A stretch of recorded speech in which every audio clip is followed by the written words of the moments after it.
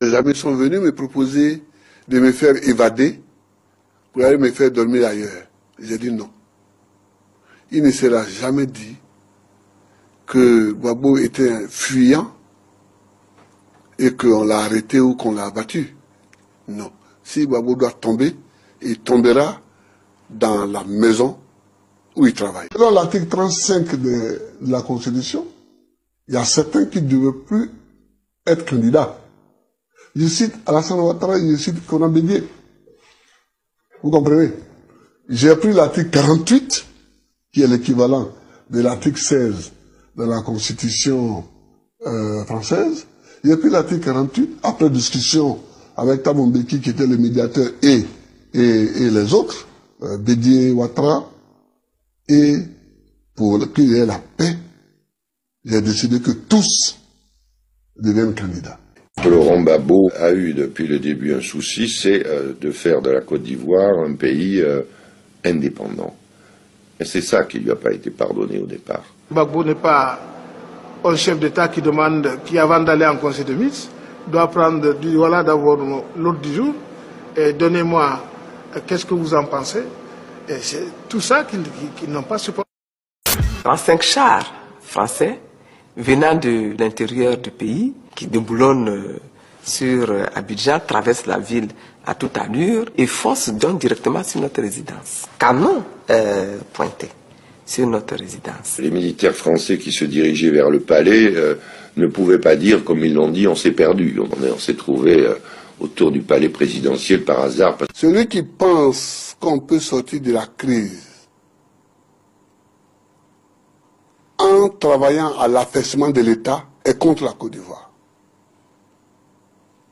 Et c'est ce que j'ai reproché à la stratégie de Jacques Chirac. Il a essayé de vider la fonction présidentielle. Ce qui m'a marqué dans cela, c'est que ce sont les Français qui contrôlent les identités des Ivoiriens dans leur pays.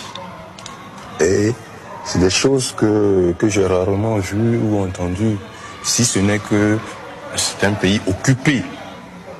Après cela, après les événements de novembre, tout est rentré dans l'ordre, mais c'était tellement chaud qu'il y a des Français qui n'avaient jamais vu ça ici. Ils n'avaient jamais vu la réaction aussi violente des Ivoiriens qui côtoyaient tous les jours. Et il y a des gens qui ont préféré rentrer. Et se fondant sur cette décision, le Conseil constitutionnel a jugé les candidatures. Il y avait 22 candidatures déposées. Oui. Il a été projeté en avant-première dès octobre à Paris. Dans ce film-là, quand il a été diffusé, à la fin du deuxième volet, on entend Alassane Ouattara a gagné les élections. Un film qui a été réalisé avant octobre, qui n'a pas été proposé à la diffusion avant octobre, mais qui en octobre l'a été, annonce la victoire de Ouattara dedans. Bon, expliquez-moi comment c'est possible techniquement. L'ambassadeur de France et l'ambassadeur des États-Unis vont chercher Youssouf Bakayoko, président de la CEI. Je ne dis pas dire vont chercher la CEI, mais vont chercher l'homme Youssouf Bakayoko et l'amènent à l'hôtel du Golfe, qui est le quartier général électoral de mon adversaire. Il faut le savoir et il faut le dire, ça. Et là-bas, alors que toute la presse ivoirienne est à la CEI, Youssouf Bakayoko se trouve hors temps, hors délai, et tout seul, ce qui en soi est grave parce que la loi dit formellement que s'il doit prononcer des résultats, proclamer des résultats, il le proclame dans la composition totale de la CEI. A installé Ouattara au pouvoir. C'est ça que je vous dis. Qu'il y a des puissances extérieures à l'Afrique dont je ne sais pas pourquoi, je ne sais pas quel est le contrat qu'il y a entre eux. Donc ça, c'est pas à moi qu'il faut le demander.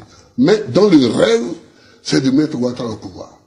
Nous n'avions pas le droit dans notre pays de créer des usines pour transformer nos produits.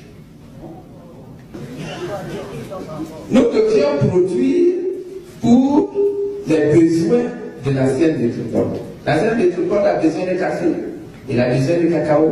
Nous devons produire le café et le cacao. Et nous devons leur vendre tout notre café et tout notre cacao. Et eux seuls avaient le droit de revendre leur café et leur cacao à qui ils voudraient. Et nous n'avions pas le droit de construire chez nous des usines pour fabriquer le chocolat. Le premier producteur de cacao ivoirien est la société Armajaro Trading Limited. Le propriétaire est un Anglais qui s'appelle Anthony Ward. Et le directeur Afrique de cette société s'appelle, lui, Loïc Folorou.